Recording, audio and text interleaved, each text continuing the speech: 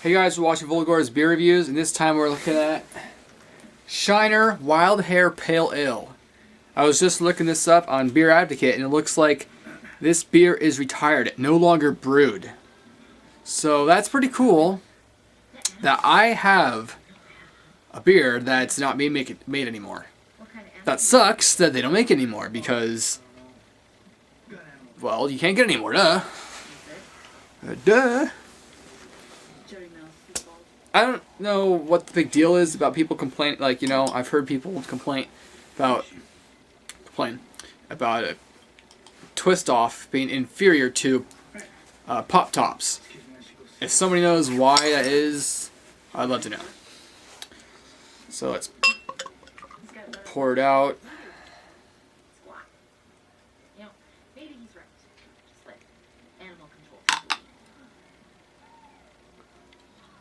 That's getting pretty cold fast. Okay, Shiner Wild Hare Pale Ale. Golden color, rich malt flavor. Assertive aromas, hoppy bitterness. After the last beer I had, if you didn't watch the previous, here's the previous beer I had, Shiner Prickly Pear. Yeah, interesting, but I'm ready for a real beer now. The thing I said about this, me liking that over cider, not much different. I mean, I like it more because it is a beer, but it's still more similar to a cider than I want it to be a beer. Anyways, enough of that. More on this. Look at that. That's a good looking beer. It's got kind of a golden honey hue. Not as golden as it could be, but still golden enough. You can see, you know, it's not thin, it's not watery. Plain of carbonation. An alright head, some bubbles there. Lacing, whatnot. There you go. In my wooden glass. Okay, this beer is 5.5 ABV, which actually is a little low for your typical IPA. Okay, I'll take that back. This is not an IPA, it's a pale ale, so I guess maybe that is typical for a pale ale. I don't know. I thought pale ales were, well, I guess they typically start at 5.5 and go up from there, so this wasn't too far off. The average review is 3.34. The Advocates gave it 77 okay, and the Bros said 80 good. Well, I am confident this has got to be better than that prickly pear one. So, you smell the malts, you smell the hops. They're not really in your face, but they're very, you know, mellow. Cheers.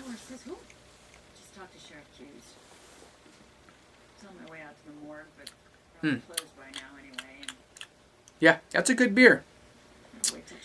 This would be a good one to start off with if you haven't had an IPA. Or if you haven't had a real beer and all you had is, you know, adjunct lagers, and if you say you don't like beer but you haven't tried anything besides adjunct lagers, or if you've tried adjunct lagers and ice beers, which is an adjunct lager, it's another version of it, and high gravity shit, which is an adjunct lager, just a stronger version, try real beer. You know, this is a pale ale. Yeah, I don't know. It just goes on from there. But pale ale just means it's gonna have more of a hop taste, a little more malt presence too, but you're gonna have more hop too. You know, you're not gonna have just malt. Yeah, it's more of an actual beer taste rather than corn and water. I don't know, just more flavor.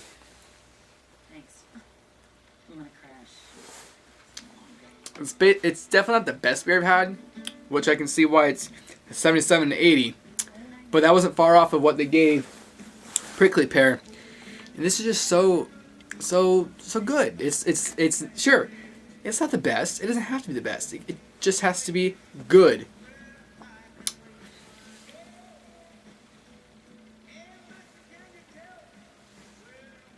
It's very easy to sit and sip, watch a show, freeze your fingers off. Okay, what else is there to say? I mean, look, holy crap, they really reviewed this one. Sometimes I look up a beer for the user submitted review, and I could just scroll and scroll and go to the next page. Nobody type up a submitted review. But on this one, like almost every person put up a submitted review. Here's one, 3 out of 5. Clear amber color, no head at the top. Yeah, the head's gone now. Doesn't matter to me. Maybe a little off-white ring at the top that left quickly. Not much lysine that I noticed. Smell some hints of floral, but nothing crazy. Slight malts as well. Taste sweet and dry. Some malts in there to go along with the sweetness. Hints of pine and berries. I don't get any berries. You show up and now I'm a babysitter? Look, she hasn't gotten mixed up with this crap yet. Let's just try to keep it that way. Fine. She tries to I don't get berries. I just get a good old-fashioned beer with some hops. Not a lot, not overload, just a good balance of, you know, it's a pale ale. You know, I like it. Medium bodied, high carbonation, sticky. They say this is sticky. They need to try an actual IPA, because that's when it gets sticky. This is just fine. This is slick. Goes right down. If you've never tried one before, if you haven't gotten used to it, then sure, I guess it comes off sticky. But it's kind of like, I don't know, a lot of things.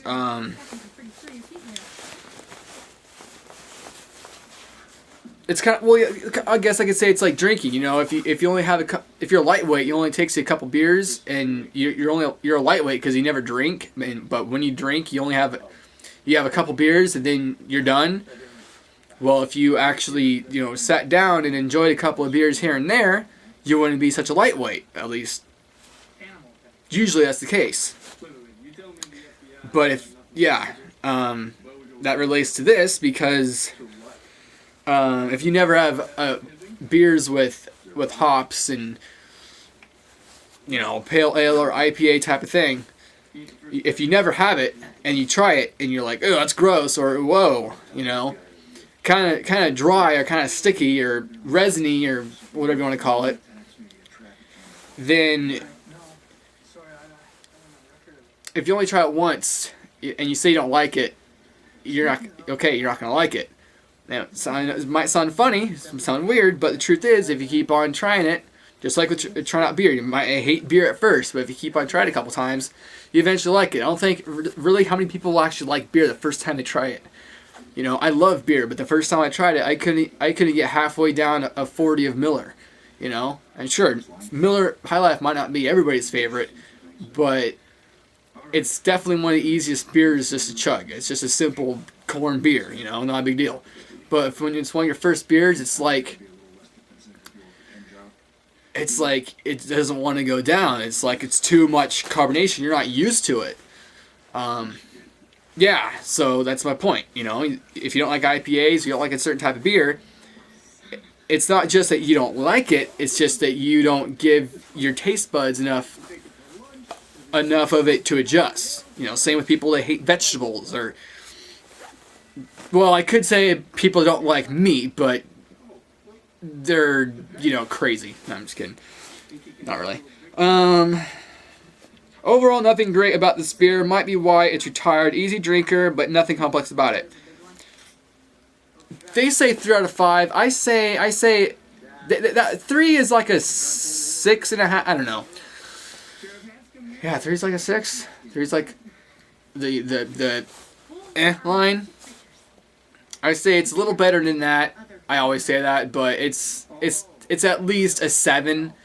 It's at least a B- or C+, whichever. This is a good beer. It might not be as good as around here as Ninkasi or it doesn't matter. I mean, it's maybe the breweries around here brew something I like more. I prefer it more, but the fact is that sure, that might be a stronger style. Maybe that tastes better, but really, I don't really feel like pointing down. Okay, this is a It's just, pale ale. Which pale ales have I had? Sierra, that's the IPA. Pale ale. Spring Rain, Armory, XPA. Yeah, so when I really pinpoint it, sitting here looking at a bunch of beers I've had, they're going around. I can't really think of pale ales. I could think of a bunch of IPAs, but yeah, I mean for what it is, it's fine. And also as a quick tidbit, if you drink Rolling Rock, because this is something like my friend said before to pass, about pale ale, and I said pale ales are kind of a little more bitter. They have more hops to them. They have more of a real beer taste, because more hops, because hops is bitter.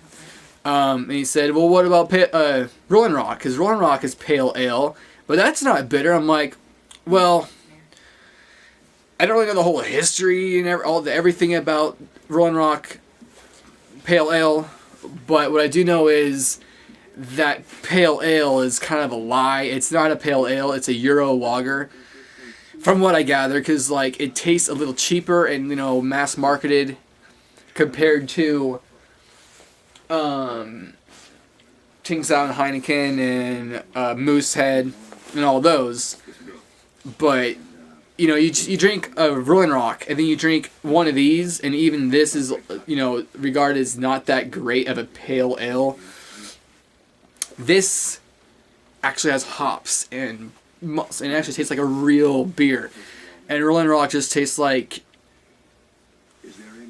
to me, a Bush and a Budweiser mixed together, because I taste the corn and the rice. But it's definitely cheaper, a hell lot cheaper than Budweiser, and I think it tastes better than Bush. Anyways, enough of that. Fact of the matter is, this is an alright beer. I know I'm going off on a tangent and sidetracked, but that's what alcohol does, doesn't it? Shiner Wild Hare Pale Ale. And it looks like they don't make anymore, and it looks like this is my only chance I had to get this, so I'm very glad I got it in the Variety 6-pack. Oh yeah, and I guess I'm running long, I guess I could read the thing.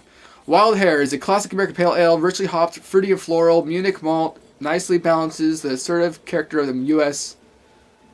Golding and Bravo hop varieties that give this brew its signature bitterness and aroma. Enjoy. So, there it is. Thanks for watching. Comment, rate, subscribe. See you next time.